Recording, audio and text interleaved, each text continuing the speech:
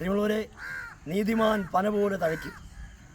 പനയുടെ ഏറ്റവും വലിയ പ്രത്യേകത ഏത് വരൾച്ചയിലും പന വളരും. നമ്മളിപ്പോൾ ആയിരിക്കുന്ന സ്ഥലത്ത് നിങ്ങൾക്ക് കാണാൻ കഴിയും, ഒത്തിരി പനകൾ കൊണ്ട് നിറഞ്ഞിരിക്കുന്നു.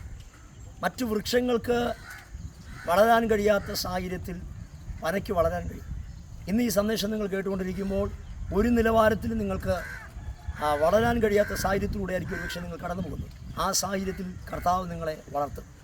ആര് നിങ്ങളെ തളർത്താൻ ശ്രമിച്ചാലും, നിങ്ങളുടെ വളർച്ചയ്ക്ക് വിരോധമായി ആരൊക്കെ എന്തെല്ലാം ചെയ്താലും നിങ്ങളുടെ വളർച്ചയെ തടയുവാൻ ആർക്കും കഴിയത്തില്ല. ഈ സന്ദേശം നിങ്ങൾ കേട്ടുകൊണ്ടിരിക്കുമ്പോൾ വലിയ വേദനയിലൂടെ ആയിരിക്കും ഒരു പക്ഷേ കടന്നു പോകുന്നത്.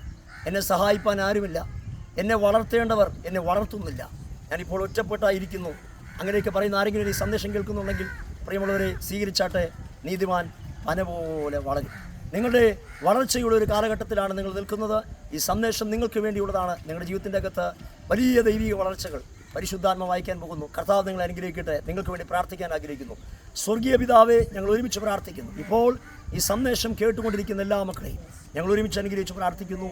അവരായിരിക്കുന്ന സാഹചര്യത്തിൻ്റെ അകത്ത് ദൈവിക വളർച്ച കൊണ്ട് കർത്താവ് അവരെ അനുഗ്രഹിക്കണമെന്ന് പ്രാർത്ഥിക്കുന്നു. അവരുടെ വളർച്ചകൾക്ക് വിരോധമായി ചലിക്കുന്ന മാനുഷിക പൈശാചിക ശക്തികളെ ഞങ്ങൾ ഒരുമിച്ച് ആത്മാവിൽ അതിനെ ബ്രേക്ക് ചെയ്ത് പ്രാർത്ഥിക്കുന്നു. തളർത്തുന്തോറും വളരുന്ന ഒരു തലമുറയാക്കി കർത്താവ് അവരെ തീർക്കണമെന്ന് പ്രാർത്ഥിക്കുന്നു. ഞങ്ങൾ അനുഗ്രഹിച്ച് പ്രാർത്ഥിക്കുന്നു യേശു ക്രിസ്തുവിൻ്റെ നാമത്തിൽ തന്നെ.